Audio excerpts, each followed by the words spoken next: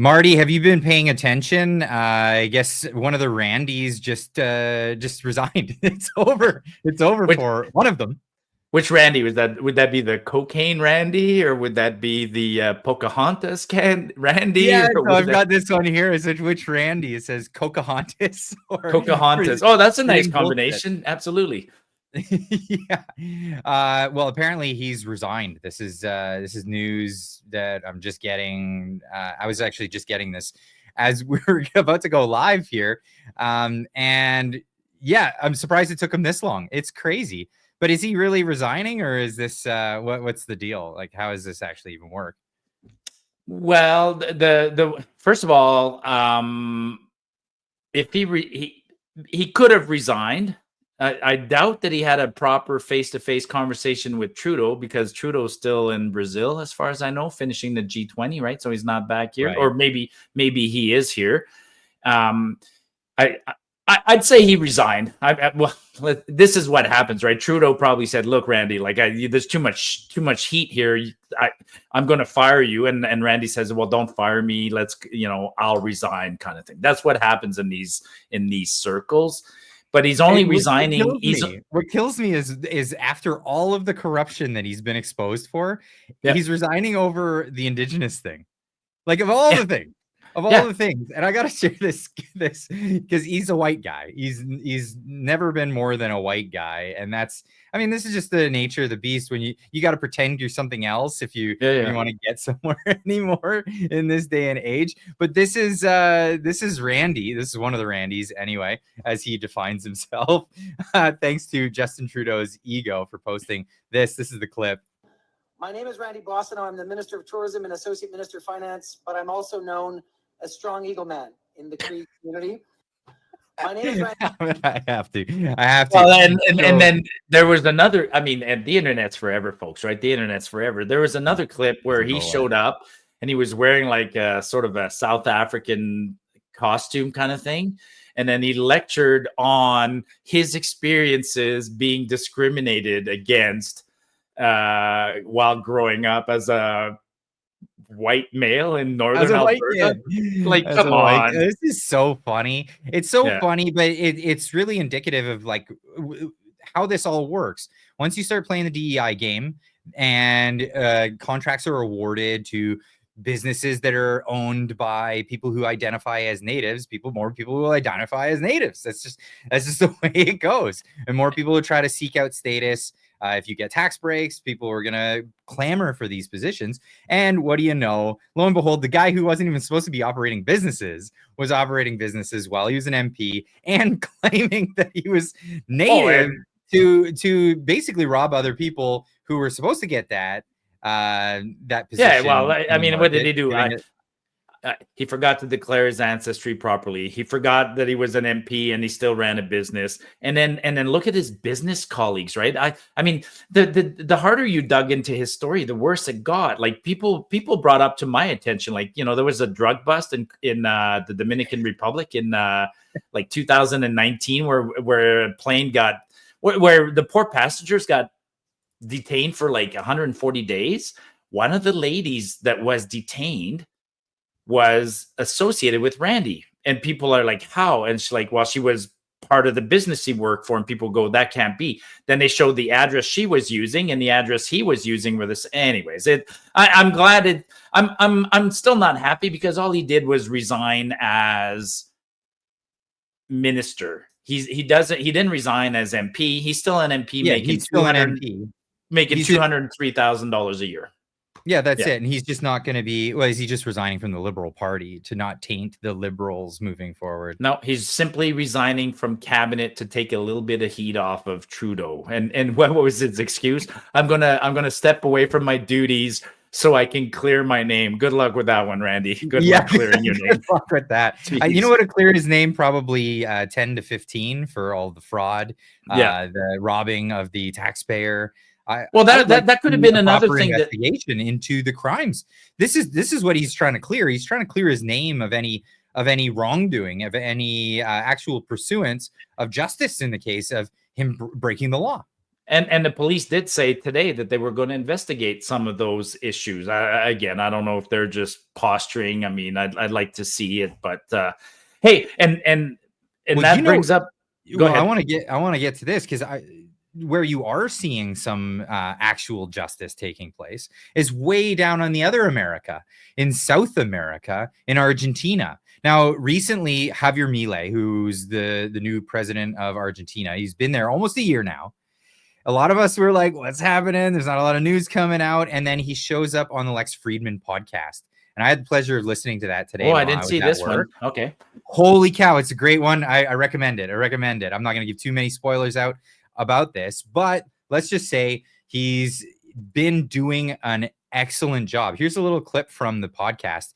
Fantastic. I just recommend you go listen to the full 3 hours. And they told us it would be impossible to do that. We had planned to do so within a year. And they said it wasn't possible to adjust by more than 1 percentage point. And we achieved fiscal balance in the month of January. That is the first month of administration. And they told us it would be... That's crazy. So after all this time of socialists taking over their government, you know, the slow burn, we're witnessing it here in Canada, is this slow burn of socialism that rolled in, and he was able to balance the fiscal budget in a month. And not only that, he went pretty wild with his measures. Check this out. Charlie Bibello on Twitter says Argentina's monthly inflation rate on December 2023, Javier Milei takes office with a 25.5% in inflation rate, right? January goes down to 20, February goes down to 13, March 11, April 8, all the way down to today. It's 2.7% inflation. He's really turned things around, and he's done it in a very drastic way, and he's done it by hacking and slashing government. It's amazing. It's really great story. And it's political will. Like, we keep hearing stories here in Canada of various governments saying they can't do it. You know, the federal said they can't. This week here in Calgary, the city's been debating their new budget and saying they can't find the money to cut. And then you got a guy like Javier who shows everybody exactly how it's done. I mean, actually, I posted a clip of Milton Freidman today. As a matter of fact, there was an older clip of him being interviewed, and somebody was just going through a list of ministries in the U.S., going like Department of Education. Oh, do you? Oh, yeah. I wanted to bring this up. Now, the segue into that clip is the fact that he was in his interview with Lex Friedman encouraging Elon Musk and Vivek Ramaswamy with Donald Trump to do a great job in America. He talked about the creeping of socialism. He talked about his heroes, which are also my heroes, Ludwig von Mises, F.A. Hayek, Murray Rothbard, like all of these people from the Austrian School of Economics that saw all of this coming. F.A. Hayek, he wrote the book Road to Serfdom. He described everything that we're going through, all the way to people like Ayn Rand, who wrote a novel illustrating this. Now, this is this slow burn of socialism. Now, with Elon Musk getting in, he actually shared that clip that you're talking about, and I'll share this here because this is great. I'm not going to play the whole clip. It's rather large. I could probably put the link in the description down below. But he gets into, and this one really hits close to home. It's a blueprint. He's laying out a blueprint for Elon Musk.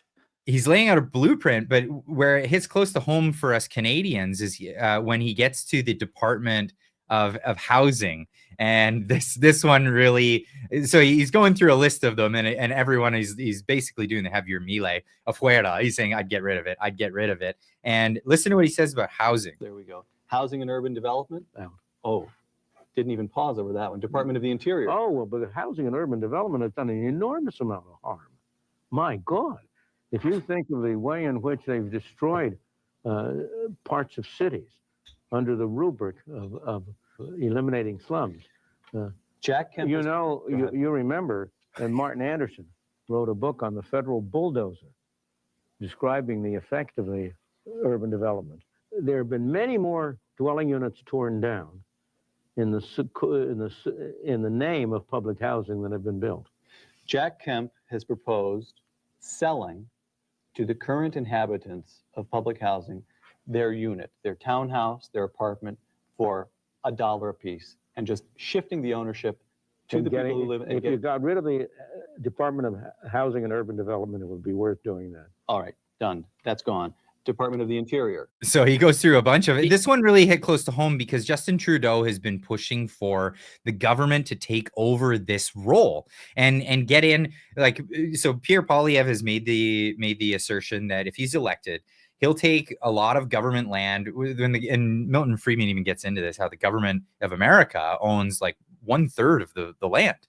And it's the same thing in Canada. You need to free this up so people can go and develop land. They can develop land that the government has useless, no reason to own it anymore. Land.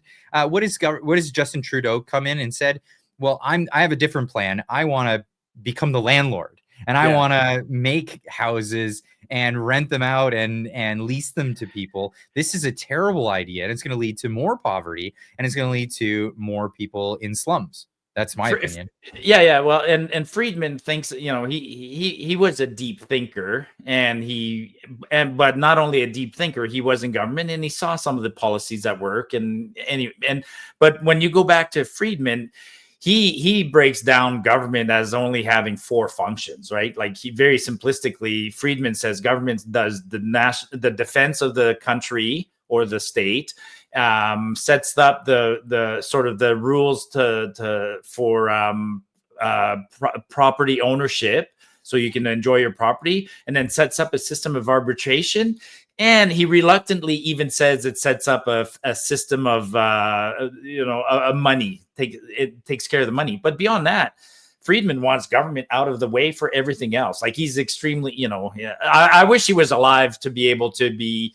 But there's other guys like Friedman alive, but I mean, Thomas Sowell, who worked very closely with Milton Freidman. So, but Milton had a nice way of talking and explaining things. I mean, I've watched lots of his videos. I love his videos. So it's fantastic. And now with Javier Milei, he wrote a book, by the way, and I want to get a hold of the book. He gives a little taste of it, but he talks about the fact that there is no medium ground.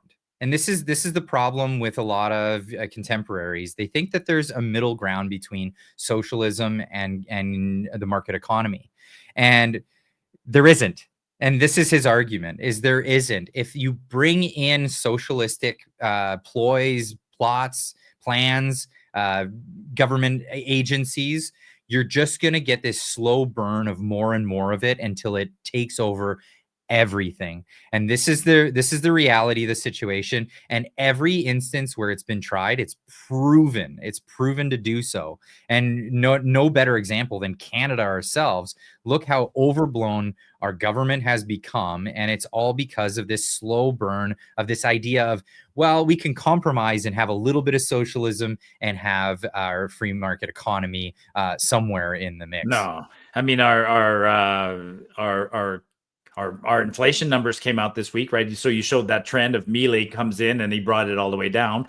Ours came back up to 2% yesterday, and I think the drop we saw was sort of like what we call a dead cat bounce. I think inflation is going to go right back up because the bank lowered the interest rates too quickly, which creates extra money on the supply side and blah blah. So we got that problem. We have and inflation's caused by an out of control government. We know we have an out of control government. I mean, again, all these things that happened quietly this week.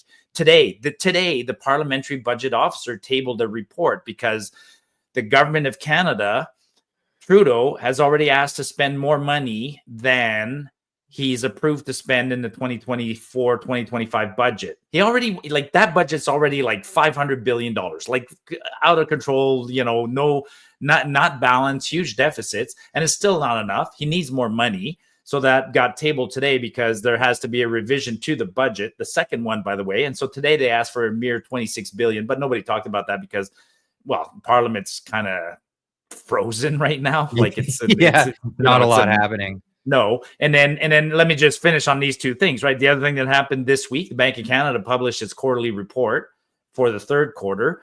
Bank of Canada lost $729 million in the third quarter. So it's on track for a $3 billion loss this year.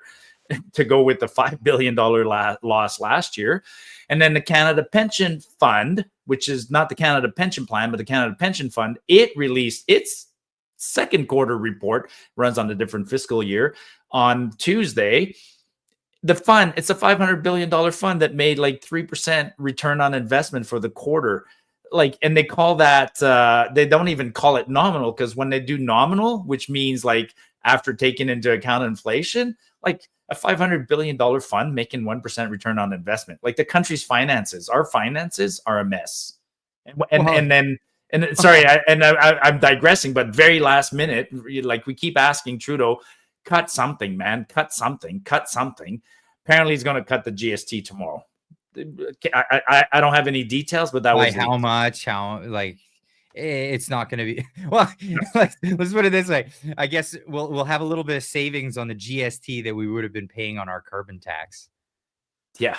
Or our tips, whichever. You know that story. I know we're not ready to talk about tips. I don't know if we're going to get into that just yet. But I do want to add to this, because this was a headline that I saw just before I got home today. And this, holy hell, this is bad. Predictable, but so bad. Mm-hmm. This is Steve here on X reposting this article from, I believe it's from the Globe and Mail. Canadian pension funds exposed as battery maker Northvolt struggles to survive. Now, this is entirely predictable. This is a bit of like a Solyndra. Do you remember Solyndra story with Obama? He spent billions, except $2 billion for the American taxpayer is a lot less significant than $3.1 billion for the Canadian taxpayer. And especially when our pensions somehow might be behind this. But put it simply, the government came in, and instead of creating a low tax incentive environment for automakers, whatever, manufacturers of whatever, widgets of whatever kind, no, they decided they're going to play winner, pick winners and losers, and we're going to pay for all of the infrastructure that it would cost to build this stuff. And we just injected a foreign company from Sweden or somewhere, and just injected them with $3.1 billion of Canadian taxpayers' cash. And we promised over $7 billion, but we only put that much in, apparently. And this is like, I've lost count on how much how much either us as taxpayers or the pension funds we've invested in like 3 battery plants now. Like, it's crazy how many. And then yes, back to what you said and what we're talking about, Milton, like, governments shouldn't be picking winners and losers. No, because like, let the markets decide. I mean, this one in particular is hilarious, because I keep all through this week, people are like, oh, EVs are still popular, and they're the way of the future. I'm like, no, they're not. Look at the market. Like Ford pulled out of Toronto. They stopped making Elon's still pushing them. Oh, by the way, I saw my first Cybertruck yesterday. I'd never seen one before. Oh, have you? Yeah. I've seen them. Yeah. Oh, okay. I guess you guys got them. We voted green in my riding. Okay. Yeah. There's a lot nasty looking truck. Like, it's coming towards me. I was like, what the hell is that whole bar of lights or whatever? And I saw, anyways, it's funny looking. Speaking of Elon, because this is a great, into this idea. So the Canadian government again is going against an Elon investment. We could have, when it came to the Starlink. the Starlink, we could have just invested in, hey, Elon, can you bring your business here? And we would love for you to supply us with that service. And again, so the reason why Tesla became what it was because Elon wasn't really pushing to have a market share in the automotive industry per se. I mean, obviously he's got a market share there, but not trying to jump in and compete directly with the big 3 or even the other overseas foreign market. What he was really trying to do was get himself in the battery business. Now, hear me out. What he did was he introduced the Tesla Roadster, and his concept with that one was you're only going to get a cheap, affordable product once you've made an expensive one, because all the first adopters are always going to buy the big expensive thing. You saw it with CDs. You saw it with laser discs. You saw it with MP3 players, televisions, whatever. Everything, you name it, that's how it goes, right? So he saw that opportunity. He made a roadster that was a niche little market, which gave him enough capital to get into making the smaller, cheaper cars. But while he was doing that, he also released the patents on all of the stuff. He released it, encouraging other automakers to do it without penalty. But while he was doing that, he was building up all of the capital necessary to be the biggest battery maker on the planet. And that's what his gigafactory and all this other stuff is based around. And when these other companies come in and they're like, him and Han, and the federal government of Canada is going, no, we want a battery factory here. Instead of making regulatory environment better, instead of making a low tax environment for corporations and enticing someone like Elon Musk to come over and build one of his big factories here in Canada, they gave it away to Volkswagen. They gave it away to this company, Northvolt. And what happens? They go bust because even with all these subsidies, they can't compete with somebody who is a prime mover in the space. And that's really what it comes down to. What was the announcement? Trump made an announcement already too that didn't favor Elon, but it was glanced over. I think Trump basically said he's not gonna remove any kind of minimum volumes for EVs or something like that. You know what I mean? Like they were going down a similar path. He's like, nope. Trump said, nope, no regulation, no limits. You let the markets decide. The thing is, people are going to buy EVs anyway. There's a lot of places where they absolutely make sense. If you're a commuter in town, if you're in LA, in California, you live in LA and you got a 10-kilometer commute, you'll buy yourself an EV, absolutely. But you're not going to buy one if your commute is between Medicine Hat, Alberta, and Brooks every day. Or you're traveling long distances. You're in cold weather. You're dealing with salt on roads. You're dealing think of all the announcements of the last years that last couple of years. I mean, I do that once in a while. Like I bookmark tweets on Twitter. You can do that. And then what I do is I go through and I look at my old tweets, and then it jogs my memory that, I need to, talk about this. Like, Eric, like the government of Canada offered like $100 million contract to a company to build electric planes. None have ever been built. They'll never be built, right? You look at these contracts to build power plants, battery plants. You know what else failed this week? The other plant that failed this week? You heard the cricket plant, right? Remember I did a story on it. Yeah, like government. Like actually, if you want to pick winners and losers, pick the opposite of the government. That's almost like a fail. Short them. Yeah, short the businesses that the government has given money to. I mean, the cricket plant. Now they're trying to backtrack and say, well, it's mostly for dog food. No, it was written about that this is the pathway forward to feed people bugs. And this was something that as soon as it became known, and they immediately went, hey, maybe we should just label it something else. And then it got worse. That made it worse because the Streisand effect happens. And now there was articles around saying, look out for these particular ingredients on products. And now the manufacturers of products are going, pull it. We don't want this cricket stuff in our cookies. We don't want it in our chips. We don't want it in any of our stuff. And now they're backtracking and saying it was never intended to be for human consumption. It totally was. It totally was, because look at Bill C-293, which is still making its way through Parliament, right? The Bill C-293 is the pandemic preparation bill, and it's a bill that gives powers to instead of to Agriculture Canada, it gives powers to Health Canada, and one of the powers is to find alternative proteins. Like, come on! And so it's written right in there. It's written right in there. Yeah. Crazy. That's crazy. No, I'm not eating bugs. Shut down entire industries based on vague things about what the weather is like this week, and this is real. It's crazy though. No, like I said, remind ourselves, right? And then you talked about Starlink.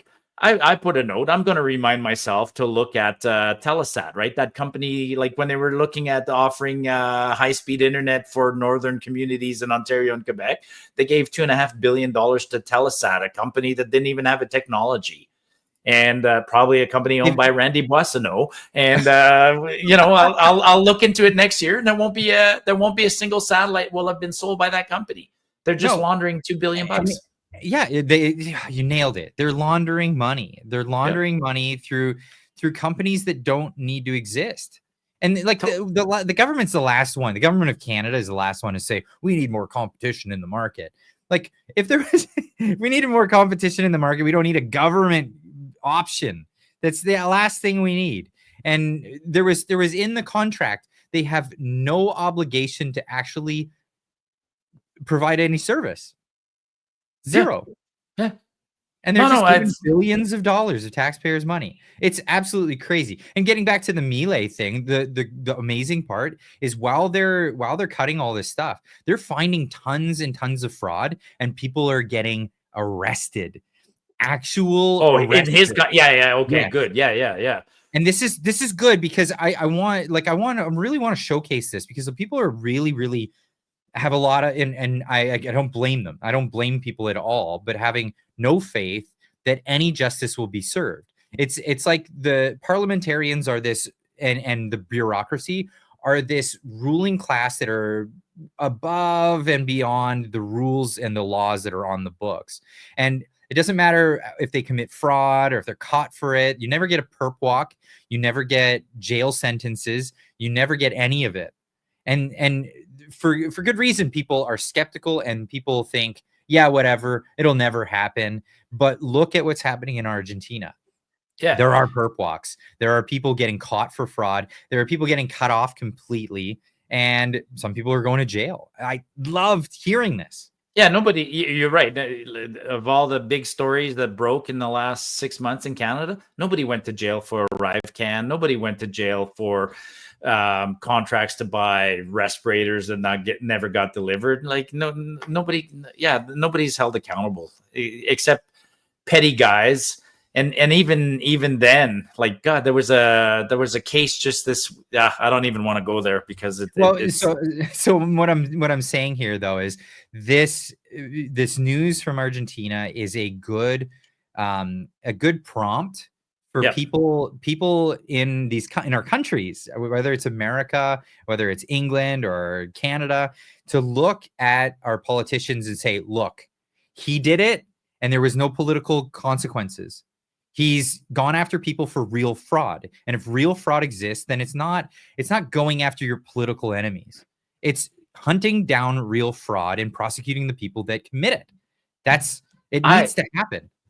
Clyde, I dare say if a Milei came to Canada, or if we elected a Milei and he did that in Canada, I'm at the point where I think about it. At least a third of our MPs are corrupt. Like, you know, we're talking NSICOP here being influenced by the Chinese, but they're like, our MPs are not a bunch of nice people. Like they to me, they get elected and they're taking advantage of us is what it is. Like it's a career path. It's a career path. You just become an MP or a politician. I mean, I'm starting to be resentful of a lot of politicians because there aren't a lot of good ones and there's a shit ton of bad ones. There are, and everybody always says, oh, you can't put them all in one group. Here's another great idea that came out of that conversation as well, is putting in mandatory primaries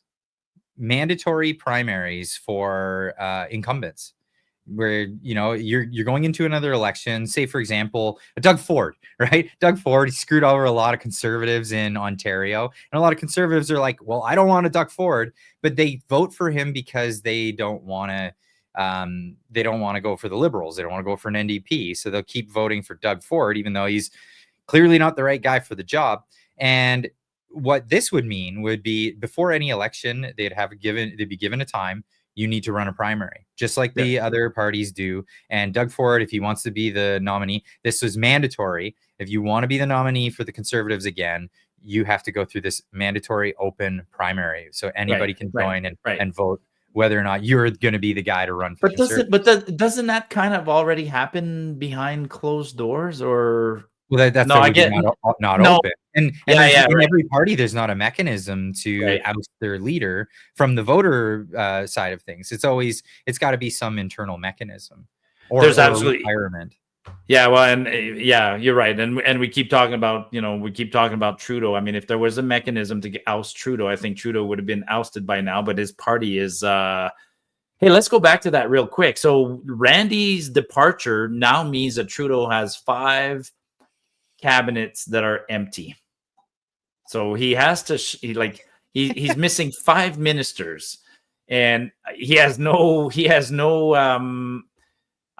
I don't know what's going on. I mean, he should be shuffling his cabinet. Some people say he's not going to shuffle his cabinet because if you count the days, there's only 19 days between now and the Christmas break. And then I guess the Christmas break's a pretty long one. So he's not going to do anything over the Christmas breaks. I think he's not shuffling his cabinet because he has no talent. I mean, like, who's left to run? He's just buying time. I think yeah, that's all he's doing. I mean, he's already got some senior ministers running 2 or 3 cabinets, right? So he's got no I'd love to see him appoint a couple of cabinet ministers. I think Mark Gerritsen deserves it. Mark Gerritsen, you deserve a cabinet role. You've been a backbencher for 9 years. You deserve a cabinet. Yeah. Jeez. I'd like to see that. His head would explode if he. Oh my God, his forehead would get bigger if he got a cabinet. Hey, let's make fun of Trudeau one last time, and then we'll leave him alone. But did you see he came out of the limousine and at the G20 meeting there, and he was walking out with his little bag. I did catch that. I got to pull it up so everyone can see it. I know just show people, Trudeau walking out of his limousine. I gotta pull this up. I don't have it right here, so I'm gonna have to search it. But anyway, what do you think was in the purse? That's what I was gonna say for your viewers. So Clyde's gonna put the link to the video. Watch Justin Trudeau walking out of his limousine. He always looks so important. He's got a little briefcase. In this case, it looks like a little purse or whatever, and it looks pretty heavy, whatever's in that purse. And he's walking out like prancing with his little purse. So wrong answers only, folks. Tomorrow this morning when the video is published. Marty, you tweet too much. You tweet way too much. I can't even find it. I can't even. It's so buried in your timeline. Well, this is a day like on a day like today, dude. There's so much activity. There was so much going on. I could not help but tweet today. Like today was just what do they call it? A target-rich environment, right? There's just too much to. Whatever. Here's him walking up and being so proud of himself when he was late for the group photo. Oh my God, what's he doing? Shadow boxing? Or is he imitating the Donald Trump dance? I don't want to give him credit for anything. He missed a photo op, right? That's the second year in a row. He missed the main photo op in India last year at the G20, and he missed the main photo op this year again. Yeah, I commented about it. We paid all this money for him to go over for a stupid photo op, and we didn't even get the picture. That's the way it is. But what did he do? He went on a podcast to tell everybody about how his initiatives towards global warming it should take precedent over you and your family. Concerns around the rapid pace of change, the instabilities we're seeing, the shifting geopolitics, the disruptions of the supply chain have a lot of individual citizens, voters, families really worried that they're not able to make ends meet. And it's really, really easy when you're in a short-term survive. I got to be able to pay the rent this month. I got to be able to buy groceries for my kids, to say, okay, let's put climate change as a slightly lower priority. And that's something that's instinctive. When the storm comes, you want to hunker down and just sort of huddle up and wait for it to blow over. We can't do that around climate change. We can't do that. We've got to don't feed your kids, Marty. Don't put them in a car and go on a vacation this year. Don't feed your kids. Don't spend less on Christmas, because I can't stand when he's condescending like that. And he's like, dude, if he was one of us, it's easy to speak like he is. He's part of that parasitic class. I mean, he lives in Ottawa. He has a house paid for by taxpayers. He has 2 maids. He has people that cook for him, people that do groceries for him, people that choose his clothes for him. He walks out and he jumps on the plane. He flew to Bermuda last week to go to a funeral of a longtime family friend. and it was all paid for by tax dollars. Like that's gaslighting, that's hypocrisy, it's sickening, it's everything. Like, don't lecture, don't like and he does that on stage. I get that. He does that on stage. Can you imagine, like, go pick a small town, go to whatever, go to Burstall, Saskatchewan, in the middle of nowhere where people are struggling, have a town hall with a bunch of ladies and parents and seniors, and tell them, you know what, you need to sacrifice for your children a little bit more and not feed them because the planet is boiling and the future of the planet depends on you. Like, that's no, man. Like, people are gonna. I don't know how the torches and pitchforks aren't out at this point. I don't understand it. I really don't understand it. Like, how does he have? This isn't even a gaffe.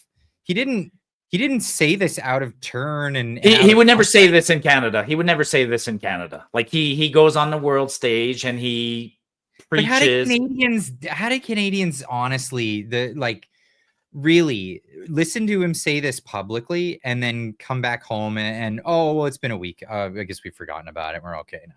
Yeah.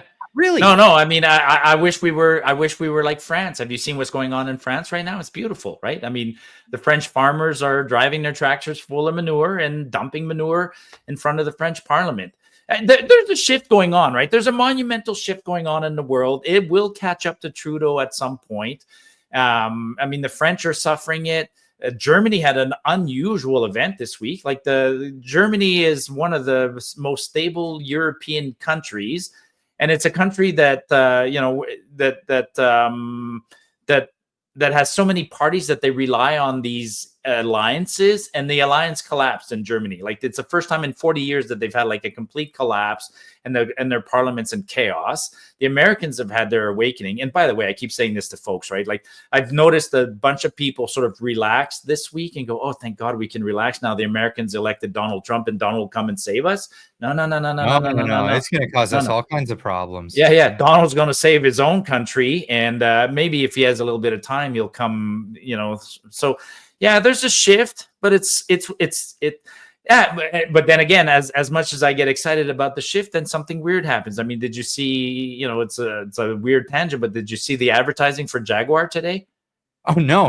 I was supposed to get the clip. I didn't get that. Like Jaguar rebranded today. And as part of their rebranding, Jaguar produced a new video. Well, what's Jaguar known for, dude? Like, they're the ones who made like beautiful cars, super stylish for James Bond and for, and typically British and horsepower and sleek lines and sexy.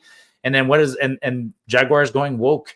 And today, Jaguar on the internet, everybody's like, what are you guys doing? And there was a wicked burn because Elon Musk even got in there and said, do you guys sell cars? Like, he asked Jaguar, like, what do you guys sell? Because if you look at their advertising, you have no idea what they're selling. Yeah, that commercial. This is the commercial. I'm not going to play the audio because that'll get dinged. Yeah. The way it is. Like, people are looking at that commercial for cars. Yeah, that's a Jaguar commercial. They even got rid of the cat. And the font is, what is that, Comic Sans? We don't like, again, it's so what brought us to this, the fact that you got parts of the world where like I guess it goes in waves, right? You got Milei and Argentina's waking up, people are waking up, and then the team behind their rebrand behind it.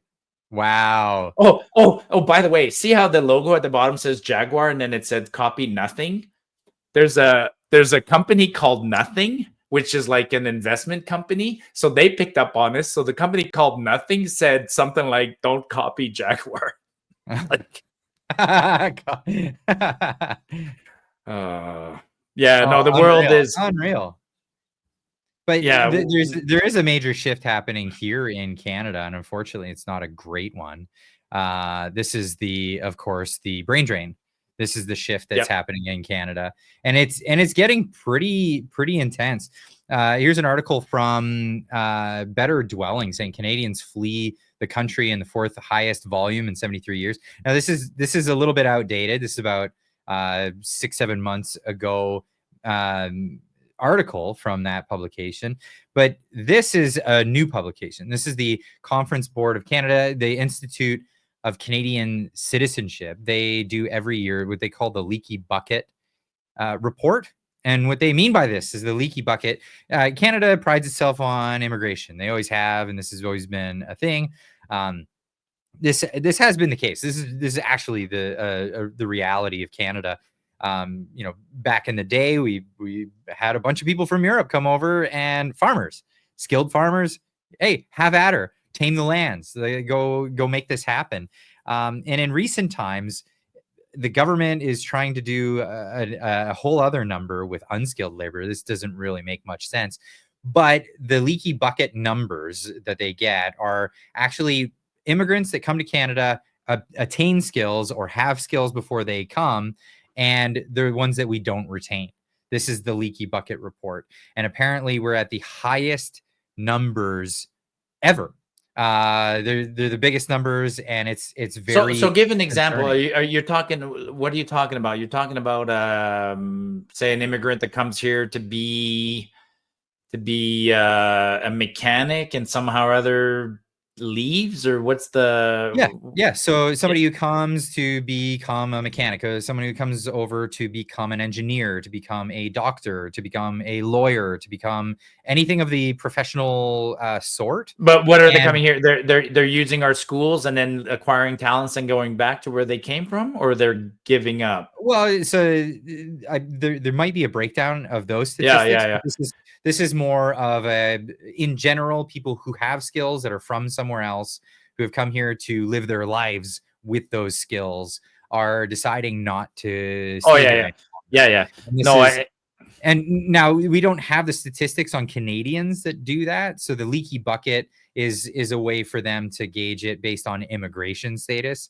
So, you know, people who no longer live, and we're talking about people who have become citizens. Like stayed here, went through the entire effort, not just permanent residents and then keep their passport in another country. No, they've become citizens and they still hold citizenship, but they said, nah, not my cup of tea, and they've left. And there was a conference. I covered it this morning, but there was a conference at in Ottawa where they raised this concern. And for brevity, I'll leave this so people can go check out the video from this morning. But this was the main concern. Now, what we are seeing, though, is the people who are staying, there are a lot of people who are still staying, but they're not of this ilk, is what I'm getting at. So the ilk that I'm talking about would be the people who have skills, the people who are and Francophones is one of those groups, apparently, according to this. Anyone who's Francophone, because it's rare, I guess, in the planet, people who speak French. So for whatever reasons, I'm not going to get into. But so being Francophone is one of these skills that they say that they're looking for, and they can't even find that. Those people are as well leaving Canada to go elsewhere. Now I know. I mean, I've actually looked at this in a little bit of detail in the last little while, because on the same line, my theory is that, you know, we keep saying we're going to let in a lot of people to solve a problem. So I was curious as to who's coming into the country, and we're not letting in a lot of people that'll help us solve the problems, right? Like if we're going to let in people who are going to solve the problems we have, we'd be letting in, you know, young people with skills in their 30s, and it's crazy when you break down who we're letting in. Like so that report doesn't surprise me. And then coincidentally, maybe it's probably because of you and I and what we talk about, but you know how when you turn on YouTube and there's always like advertising at the beginning, one of the advertising I get hit by all the time is like these law firms that are like, are you looking to immigrate to the US legally? We can help. Like, I'm like, wow. So they're listening to me, and that's part of the brain drain, right? We've talked about this. I mean, I'm going to get accused of being racist for saying this, but we're letting in people from sort of shithole countries that are coming in here, and the cream of the crop of our country is leaving. You know, you're going to leave. When you leave, you're that example of that. You're going to go to US. My sons are going to go. Your sons are going to go. My sons are going to go, and lots of people, and that's it. It's not Yeah, there's a brain drain, and it's not being addressed. There's a brain drain. There's also a fertility crisis. We've talked about the fertility crisis. I wish they would lower taxes and make life more affordable and more appealing, and I think people would have kids. But like, we have one of the lowest fertility rates in the world, and let's address that problem. But well, nobody. We're in the toilet bowl swirl right now, right? It's a perpetuating cycle that's happening. So we don't have a good economic situation in Canada. The government thinks it's because we don't have enough of a tax base, or we don't have enough people in the economy. So based on bad economic policy, in my estimate, bad economic thinking, to think that we need perpetual growth. No, we should. There are ways out of this without doing that, but this is their method. If we don't have enough population growth, we need to bring them in from another place on the planet. Okay, well, that's fine. We were doing that before with our immigration as it stood before. We brought in a lot of people from different places on the planet, people from China, people from India, people from all these other places. But we had a merit system, so only certain people got through, and that was good. That had been good for a long time. Totally. And you see, like, Indo-Canadians were the epitome of the best immigrants possible that you could ever wish for, because all of the best ones were coming over. I actually, India, but we were taking all their doctors and lawyers and all these. I actually got into this deeply with a teacher the other day, because she kept saying, we need growth, and I was trying to we can have a country that's sustainable at a given size that doesn't need to grow its population. And I kept bringing that up. I'm like, you guys talk about sustainable energy, sustainable resource development, sustainable gardening, but you never talk about sustainable population. Why do we need to grow the population? Because we have other things that are unsustainable. And so you guys, that gets back to the socialism trap. And this is promising people a pension based on not what they've earned, but based on this grand scheme of things. New people in, pay the old people. I know we call it a pyramid scheme if it's not run by the government, but this is the way it goes. And if you want to keep running a pyramid scheme like that, you're going to have more people paying in every year. And we've known this for decades, that the baby boomers were going to retire and there's going to be less population. And they just leaned on that immigration button. And when there wasn't enough people coming over, they said, okay, well, let's find more ways to get them to come over. And what did they do? They made it lax. More and more lax for people to get in that don't have the credentials that we're looking for. They end up with an entire swath of people that have no skills. They have no prospect of getting skills, and they're looking for Uber jobs, and they're looking for entry level positions at McDonald's and Subway. Well, and it's not a slight on those companies and those jobs, but it's a slight on the fact that, is this really who we're bringing in? Yeah, no, it's I saw a meme the other day, and I think it resonates. And they call them gimme grants instead of immigrants. But I wanted to say, yes, the problems have been known for a long time, but unfortunately, we have people who make bullshit predictions and bullshit laws and bullshit forecasts, and then we don't call them out on it, and then we keep getting in trouble. So you mentioned a pension plan. I mean, I looked at the pension plan in detail this week. Like, it's in terrible shape, but nobody wants to. Everybody, politicians should give us bad news, but they're so reluctant to give us bad news. No politician wants to say, hey, you won't have a pension in 50 years from now. So they keep lying, and we keep getting in trouble. Well, speaking of bad news, and I'll be remiss if I don't bring this one up, because this is something that you and I disagree about. So it's always good to hit on one of the topics of something that we both disagree about. But this is Pierre Poilievre was asked recently, and he's been asked this a million times. Every NSICOP, or which one you're going down? Every day in Parliament, get your clearance, find out who the bad guys are in our government. Get your clearance, and you can find out who the bad guys are. Now, the story around NSICOP is, if Pierre Poilievre is to sign up for it, he'll be gagged. He brought this up again in another radio show, I believe it was. Yep. So I'll play a podcast. He brought it up in the podcast. I'll play the clip, and I want to get your take on it, because you had a take, and we'll just go from there. There are other things on the mind of the people here also about you. They want to ask you about the foreign interference, then why you do not take the security clearance from CSIS in order to access the classified information. What's stopping you? I don't want to be gagged. So if I go and take the oath to secrecy, then I can't speak freely on the matter. And I can't say the obvious, which is that Justin Trudeau should release the names of all MPs who've been compromised by foreign governments. He claims there are these MPs who have been compromised. Release them. Every single one of them. If he's got nothing to hide, why won't he release the names? Jagmeet Singh refuses to force him to release the names. And I think that the answer is that Justin Trudeau knows that it's Liberal MPs who have been compromised, who have collaborated with foreign governments against Canada's national interest, and that Trudeau knew about it, and he's trying to silence me from saying so. I wouldn't be able to say what I just said if I had signed an oath to secrecy. If there's anything he has to warn me about, he can do that right now without an oath to secrecy under the CSIS Act, but he hasn't, because he knows that it's his party that has been complicit with foreign governments acting against Canada's interests. And I would finally add one more thing. Justin Trudeau has been prime minister for 9 years.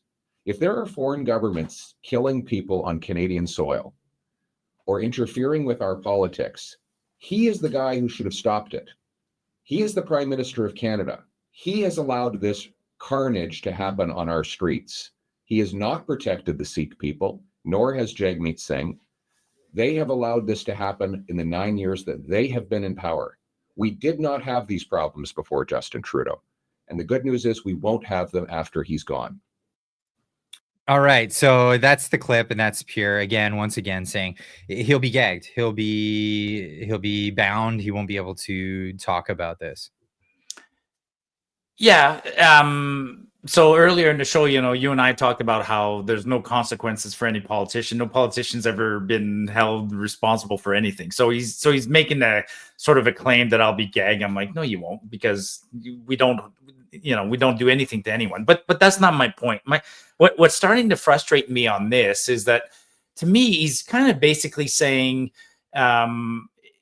first of all, what if he doesn't get reelected, right? It's a theory, it's an exercise. But if he doesn't get reelected, then we'll never find out, unless the next guy has the same, we'll go look at the report down the road. So you're basically telling me that you're not going to do, there's something now, but you're going to wait until the future when it's safer to expose something. And I'm kind of tired of politicians taking that safe path. So what he's saying is legally, technically correct. I get that. It's technically correct. But I'm at the point where I want people with a bit more, gumption to challenge right now. So I would say, like, if it was me, I would go look at that report. And if somebody says you're going to be gagging, I'm like, watch this. I'm going to go look at the report, and then I'm going to come back and I'm going to say, Larry, John, Fred, Cindy, Bob, Jimmy were on the report. And then somebody's going to say, oh, well, you're going to jail for that. I'm like, that's fine. But I just told you that there's 11 people that are, committing this crime. And you're going to give me, you're going to put me in jail for revealing, you know what I mean? Like, he's playing a political game that I don't quite... I'm getting tired of that political game. And then the other thing is, he's basically saying, I'm playing by the rules, but I'll change the rules down the road after I'm reelected. So I'm when I play it out, I'm getting fed up with this game, is what I'm doing. And yeah, you're right. I put it out there this week. I basically said I was getting tired of that game, and people just came on. Well, actually, you don't need to go look at the tweet. Yeah, there was a lot of, I might have gotten 700 comments, and generally speaking, the comments are mean that people are in disagreement with my tweet. But it also got retweeted, and it got like 2,000 likes. So it wasn't a ratio. It wasn't a ratio. It was a 50-50 debate. It was a point that a lot of people are in agreement. Canadians, back to Trump, right? Canadians want a Trump. And Pierre, you have that opportunity to be a Trump right now. Like, just say, screw the establishment. If you're going to drain the swamp, like, part of the swamp right now is And it's not a CSIS clearance, right? It's an NDA. It's a civil NDA. And as a Canadian, I'm like, there's something wrong when a member of parliament can't look at data that can investigate some, like, you know, you have knowledge that there might be traitors, but you can't go see who those traitors are. I don't know, man. That it's something's still fishy to me.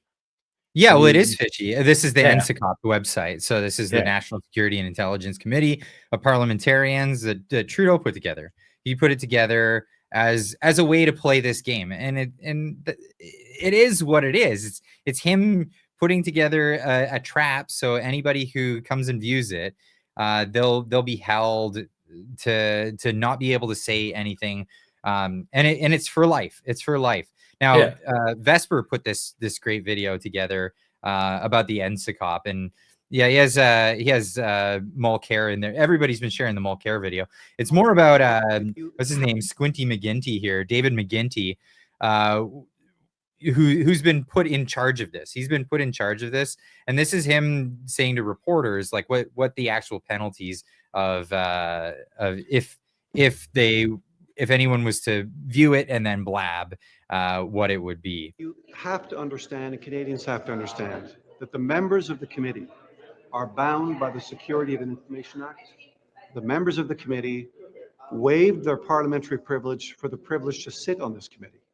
That means if they inadvertently reveal information, they can be prosecuted. Yeah, but and so I want to make 2 points, because this is funny because people shared this video and the Thomas Mulcair. So as a way to refute what I had said, which was just all I said is I had an opinion. I'm like, I'm fed up with these games.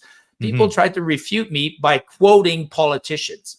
I'm like, that's hilarious, right? So you're quoting a former NDP leader. So could he be on? That's one thing. But I just want to go back, I was trying to get people to think about this. I'm like, let's play it out, right? So let's fast forward to the election is next year in October. Let's fast forward to December 15th, 2025. The elections happened. Pierre's the leader of the Conservative Party. Trudeau got defeated, and then the 11 MPs who know their name was on there did not rerun for whatever reason. Now Pierre goes a year from now and reads the report. What happens? Nothing. I don't know. It'll certain. So when he says, "I don't want to be gagged," I'm like, okay, you don't want to be gagged to do what? To do what with the information when you get to read it a year from now? A year from now, nobody will give a shit. So at the end of the day, I'm going to say, like, do I want him to read it and risk not getting elected? No. The reason I want him to read it now and not a year from now is because I want to know who those 11 MPs are, so they don't get accidentally reelected. That's all. But anyway. Well, and that really is the point. I think the point of this NSICOP thing, and I'm just going to pop the screen up here. I'm not going to play the video again. I just want to say, so there's a recap here. Anyone who looks at the NSICOP classified documents is bound to secrecy for the rest of their lives. It's actually for the rest of their lives. It's written how it's written, and they've waived parliamentary privilege, which is a huge thing. And if they reveal any of the names, they're subject to prosecution and potentially go to jail. Now, this would pose a big problem, though, in an election. Like, you have to admit, this would be a big problem in an election, because anything that you say, if you read the report, then they could say, during your campaign, you could, that's dangerously close to breaking that NSICOP agreement that you agreed to. And this was actually pointed out pretty well by Chantal Hebert, who pointed this out in a Good Talk, I think it's called. Everything. Suppose, I don't know this, you don't know this. Suppose that in there's a sitting cabinet minister, and I have no indication that is the case. But suppose that you're Pierre Poilievre and you read the report and you see this. If you ever stand up as leader of the opposition and you ask, can the prime minister vouch for all of his cabinet ministers, Pierre Poilievre will be very, very close to the line where he can face criminal penalties, because it will look like he's actually breaking confidence once he has knowledge. So Yeah, that's so, that's but- the concept there. Sure, but then by that argument too, like when Pierre says I don't want to be gagged, you'll never know because the gag doesn't go away because when Trudeau gets defeated. So basically, but once Trudeau gets defeated, he'll have security clearance to get all that stuff without making the agreement with NSICOP. Right. That's the idea. That's the idea. Anyways, hey, I'm looking at the clock, man. We're at 59:35. So if you want Marty, to where keep can it people under find you? Twitter, find me as Marty Up North on Twitter, and then we'll finish this discussion and put some comments down below, folks. Like, should Pierre sign the NDA or not? And we'll leave it at that.